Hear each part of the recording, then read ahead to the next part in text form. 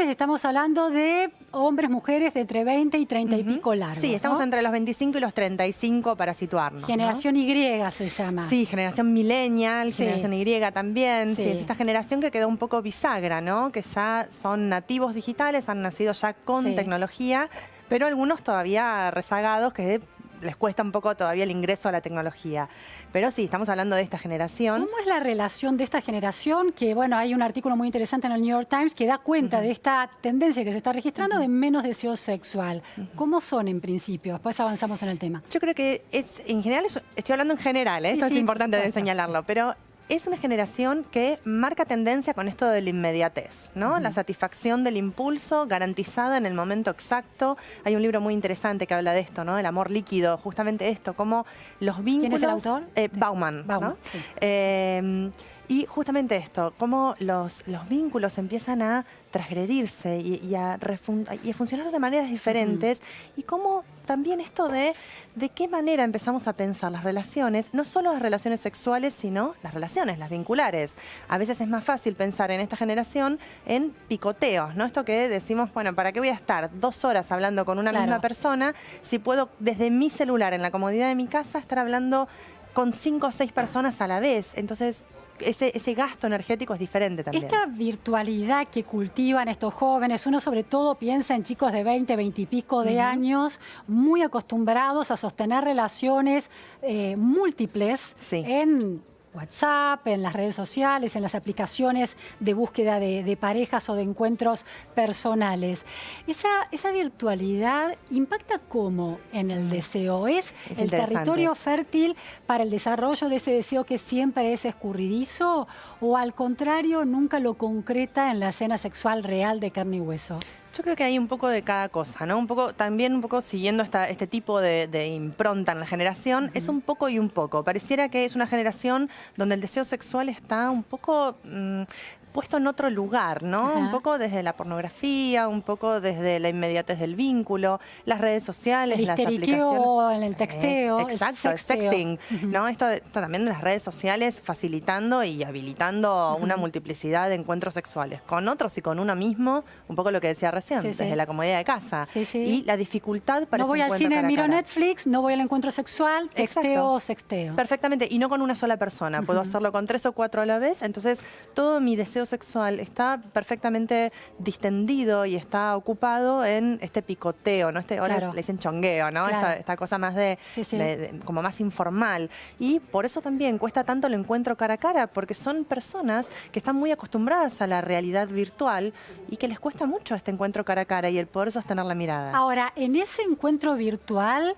y seducción virtual, ¿hay consumación por lo menos autónoma, individual, onanista de la sexualidad y del deseo? Sí, vos sabés que hay otro informe que también salió hace muy poquito, que dice algo así como, esta es una generación que tiene más deseo sexual, que viene como un poco por este lugar, tiene más deseo sexual que la generación que le tocaba a la misma edad a nuestros padres, por ejemplo, pero con menos cantidad de orgasmos. Es decir, que esto también te marca cómo la capacidad orgásmica tiene que ver con el conocimiento del propio cuerpo. Si yo no conozco mi cuerpo, es imposible poder acceder a un placer mayor, a un nivel mayor de seducción conmigo misma. Pero el encerrarse en el cuarto con las plataformas de pornografía o el sexteo con múltiples sujetos deseados, ¿no puede llevar a un trabajo sobre el cuerpo de estimulación y de orgasmo? Sí, pero a veces está vedado eso. Pareciera que...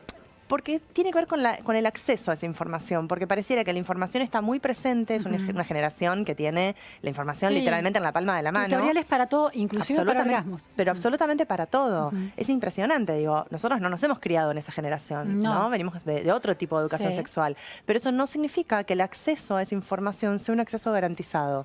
A ver, ¿garantizado por qué? Garantizado por la forma de acceder a esa información, porque si bien parece que el porno es como la gran escuela de la sexualidad, lo cierto es que el porno es una puesta en escena, digamos, ¿no? Tiene que ver con esto, con una ficción. Con una mirada falocéntrica, las mujeres tienen otro tipo de discurrir de la sexualidad. Sí, y otro cuerpo, y otra conducta sexual que no tiene que ver con la conducta sexual real. Y entonces aparecen en los consultorios de sexología cientos de mujeres de esta generación diciendo, no tengo orgasmos. No sé cómo es un orgasmo. Yo creo que si lo hubiese sentido alguna vez, recordaría cómo es, cómo debería ser. Impresionante. Sí, impresionante. Mariana, otra cuestión, la libre disponibilidad que hay hoy en día, la poca demonización que hay sobre el sexo, ¿baja el deseo? Yo creo que lo baja también, ¿no? Esto de haberle quitado como el factor más prohibitivo, más tabú, clandestino, claro. También lo habilita desde un lugar diferente. Esto es un gran iceberg, digamos, ¿no? No podemos pensarlo como solo un elemento. Acá hay varios elementos que se ponen en juego. Uno tiene que ver con con la habilitación de las relaciones sexuales, relaciones múltiples parejas a la vez, todo esto que se va poniendo en juego.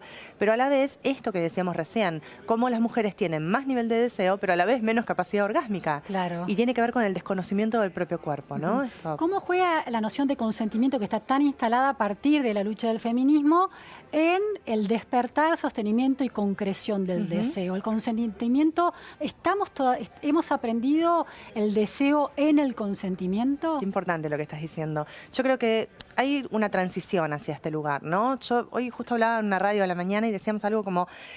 Todos sabemos que el preservativo hay que usarlo. Todos lo sabemos, todos estamos de acuerdo. Lo que no estamos tan seguros es de qué pasa si tu pareja sexual de ese momento te dice, no hace falta usarlo. ¿Qué hacemos? Claro, empieza una conversación que, bueno, termina con esa escena sexual, ¿no? Claro. Entonces tiene que ver con esto, con qué educación sexual recibimos, cuántas escenas del porno nos muestran qué hacer y qué no hacer con el uso del preservativo, ¿no? Sí, un poco si el porno va a ser la gran educadora sexual, bueno, empezar a buscar herramientas de transición para que esto pueda coincidir con la realidad. Última pregunta muy cortita porque ya terminamos, es la conciencia de las enfermedades de transmisión sexual, el HIV, pero múltiples enfermedades de transmisión sexual que esta generación sí conoce, la generación Y, ¿también los deja lejos de la escena real? Yo creo que esto de la no utilización de preservativo, como una demonización del uso del preservativo, ha hecho que aumente la cantidad de enfermedades de transmisión sexual, no necesariamente HIV, pero sí sífilis, gonorrea, digamos, hay otras enfermedades de transmisión sexual que lamentablemente están en aumento y tiene que ver con el desconocimiento. Muchísimas gracias, Mariana. Te vamos a invitar otra vez para seguir este tema. Hemos llegado al final de la repregunta, noticias a fondo, temas del día, los temas que importan y las entrevistas en profundidad. No se vayan, sigue Café de la Tarde con Pablo Fernández Blanco. Muchas gracias, hasta mañana.